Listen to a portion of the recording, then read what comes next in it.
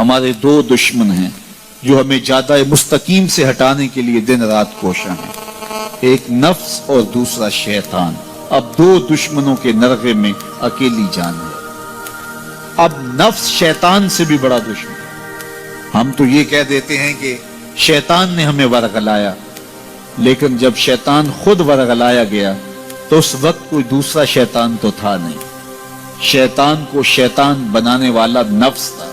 اس نے سر اٹھا کے اندر سے کہا تھا نا، انا خیر منہ، میں بہتر ہوں، خلقتنی من نار وخلقتہ من طین، تو نے آدم کو مٹی سے اور مجھے آگ سے بنایا، آگ افضل ہے، مٹی مفضول ہے، لہذا افضل مفضول کو سجدہ کیسے کرے؟ اس کے نفس نے یہ دلیل تراشی تھی۔ اللہ چاہتا تو اس کی دلیل کے بتی ادھیڑ کے رکھ دیتا، لیکن کوئی جواب نہیں دیا، بلکہ فرمایا میرے دربار سے نکل جا۔ اللہ اکبر۔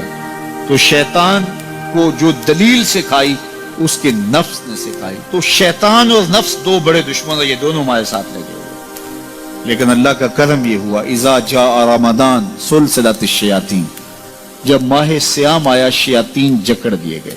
آج یہ مسجدوں کے در کشادہ ہو گئے ہیں، پھاٹک کھل گئے ہیں، لوگوں کا ہجوم یہ شیطان کے بن جانے کی وجہ سے۔ لیکن اس کے باوجود مہنگائی ہے، اس کے باوجود جو ہے وہ ذخیرہ اندوزی ہے، اس کے باوجود نظر کی بدکاریاں ہیں، خیالوں کی آوارگیاں ہیں، کم تولا جا رہا ہے، کم ناپا جا رہا ہے، اور بہت سارے گناہ بھی موجود ہیں۔ تو جب شیطان بند گیا تو یہ گناہ کیوں ہیں؟ تو جواب اس کا یہ ہے کہ نفس موجود ہے۔ شیطان کے بندنے کی وجہ سے نیکی کا ماحول پیدا ہوا، نفس کے موجود ہونے کی وجہ سے برائی کا ماحول موجود ہے۔ لیکن ہمارے لیے موقع ہے کہ شیطان بند گیا، نفس کا مقابلہ کر لیں۔ اب نفس کا مقابلہ کیسے کریں گے؟ نفس نتواں کشت الا باسے چیز، بات گوئم یادگیرش اے عزیز، کہا یہ نفس نہیں مرتا، لیکن تین اسلحے اگر تیرے پاس ہوں تو پھر یہ ٹھہر بھی نہیں سکتا۔ وہ تین اسلحے کون سے ہیں؟ خنجر خاموشی و شمشیر جو، نیزائے تنہائی و ترک ہجو۔ خاموشی کا خنجر، بھوک کی تلوار اور تنہائی کا نیزہ۔ کہا یہ تین اسلحے لے لے، پھر نفس پہ ٹوٹ پڑ، نفس تیرے آگے ٹھہر بھی نہیں سکے گا۔ تو خاموشی سے نفس کا مقابلہ کیا جا سکتا۔ میرے حضور نے فرمایا من صامت نجا، جس نے خاموشی اختیار کی وہ نجات پا گیا۔ وشمشیر جو، شیخ فرماتے ہیں دوسری بات بھوک کی تلوار، نفس کا سر کاٹنے کے لیے بھوک کی تلوار چاہیے، چونکہ انسان کی خواہشات نفس بھوک سے کمزور ہوتی ہے۔ میرے اور آپ کے آقا و مولا نے ارشاد فرمایا، اے جوانوں کے گروہ، تم میں سے اگر کوئی نکاح کرنے کی طاقت رکھتا ہے تو وہ دیر نہ کرے، فوراً نکاح کر لے۔ یہ نظر اور پارسائی کا محافظ ہے، یہ تمہاری عصمت کے جوہر کو لٹنے نہیں دے گا، تمہاری عزت، تمہاری آبرو، تمہاری پارسائی کا محافظ بن جائے گا نکاح۔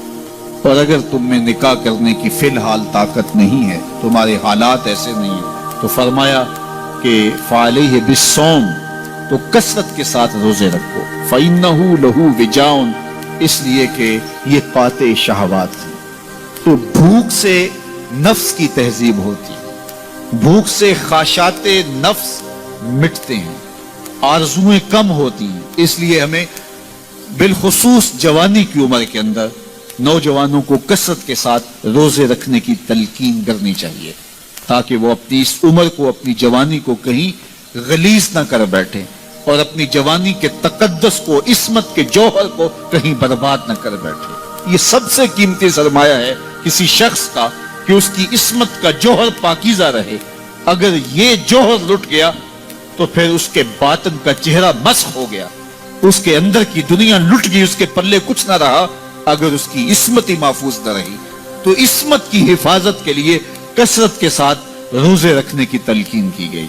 تو کہا کثرت کے ساتھ روزے رکھو، یہ تمہارے لیے قاطع شہوات ہوں گے اور تمہارے نفس کی تہذیب کا ایک مؤثر ذریعہ ہوں گے۔ اور تیسری چیز ارشاد فرمائی، خنجر خاموشی و شمشیر جو، نیزائے تنہائی و ترک ہجو، تنہائی کا نیزہ۔ میلوں ٹھیلوں میں زیادہ پہنچنا، بازاروں